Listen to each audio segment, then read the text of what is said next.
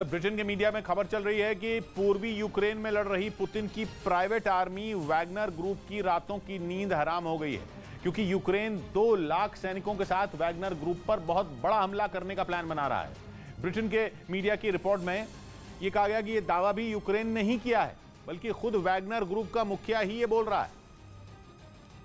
यही वजह है कि वैगनर ग्रुप को चलाने वाले पुतिन के खासम खास येवगेनी प्रिगोजिन ने अपने लड़ाकों को बड़े हमले के लिए तैयार रहने को कह दिया। वैगनर ग्रुप की बर्बरता के किस्से खुद यूक्रेन के सैनिक सुना चुके हैं, लेकिन अब वैगनर ग्रुप के कर्ता धर्ता येवगेनी प्रिगोजिन ही दावा कर रहे हैं कि यूक्रेन ने 2 लाख सैनिक जुटा लिए हैं और उन्हें वो जल्द पूर्वी यूक्रेन में उतारने वाला है। प्रिगोजिन के मुताबिक उनकी जानकारी पक्की है, क्योंकि उन्हें सैटेलाइटों से यूक्रेन की रिजर्व फोर्स का पता चला है, इसलिए उनकी सेना भी भिड़ने के लिए तैयार है।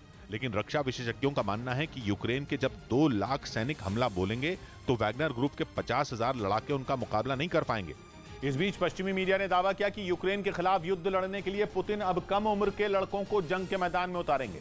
नए कानून के तहत इन युवाओं की भर्ती जल्द की जाएगी, ताकि पुतिन यूक्रेन में जारी जंग में अपनी ताकत बढ़ा सकें। पश्चिमी मीडिया के मुताबिक पुतिन की सबसे बड़ी चिंता अपने सैनिकों की घटती संख्या को लेकर ही है। इसीलिए उन्होंने कुछ महीने पहले ऐलान किया था कि रूसी सैनिकों की संख्या 10 लाख से बढ़ाकर 15 लाख की जाएगी। इसके साथ ही पुतिन ने जंग में अपने और सैनिकों को भेजने की घोषणा की, जिसके बाद रूस में सैनिकों की नई भर्तियां शुरू कर दी गईं। यही नहीं, पुतिन ने तो 18 साल या उससे कम उम्र के बच्चों को भी यूक्रेन युद्ध में सीधे उतारने का मन बना लिया।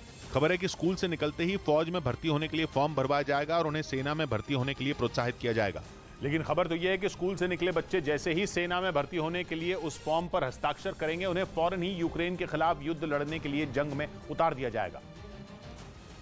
और अगर उनकी तैनाती यूक्रेन के कब्जे वाले इलाकों में की गई तो उन्हें ज्यादा सैलरी भी दी जाएगी। हालांकि रूस में इस कानून का लगातार विरोध हो रहा है, लेकिन पुतिन झुकने को तैयार ही नहीं है, क्योंकि वो युद्ध जीतने के लिए किसी भी हद तक जा सकते हैं, चाहे उन्हें स्कूल से निकले बच्चों को क्यों न जंग में उतारना पड़े। इधर हरियाणा के भिवानी कांड के मुख्य आरोपी मोनू राणा और गोगी को राजस्थान पुलिस ने धर दबोचा। पुलिस ने इन दोनों को उत्तराखंड के देहरादून से गिरफ्तार किया, जिसके बाद राजस्थान पुलिस इन्हें भरतपुर लेकर आ गई। इन दोनों पर आरोप है कि ये हरियाणा के भिवानी में हुई नासिर और जुनैद की हत्या में शामिल थे, जिन्हें 3 महीने पहले गो तस्करी के शक में अपहरण कर जिंदा जला दिया गया था। पकड़े गए दोनों आरोपियों की निशानदेही पर पुलिस अब बाकी आरोपियों का पता लगाने में जुटी है। उधर अमेरिकी मीडिया ने दावा किया कि पिछले साल रूस के लड़ाकू विमान ने ब्रिटेन के जासूसी विमान पर मिसाइल दाग दी थी, लेकिन वो रास्ते में ही नीचे गिर गई। दावा किया गया कि अगर वो मिसाइल ब्रिटेन के विमान से टकरा गई होती तो तीसरा विश्व युद्ध शुरू हो जाता, क्योंकि नेटो और रूस की जंग शुरू हो जाती और पुतिन की सेना का सामना नेटो की सेना से होता। ऐसा इसलिए क्योंकि अमेरिकी मीडिया ने दावा किया कि पिछले साल रूस ने ब्रिटेन के जासूसी विमान पर मिसाइल दाग दी थी। ये दावा एक सीक्रेट डॉक्यूमेंट लीक होने के बाद किया गया, जिसमें बताया गया कि पिछले साल 29 सितंबर को ब्रिटेन का जासूसी विमान RC-135 काला सागर के ऊपर चक्कर लगा रहा था और हवा में रेडिएशन के लेवल का पता लगा रहा था, या यूं कहें कि वो परमाणु हथियार ढूंढ रहा था, जिसके बारे में रूस को पता चलते ही उसके Su-27 ने RC-135 पर मिसाइल दाग दी, जो आधे रास्ते में ही गिर गई।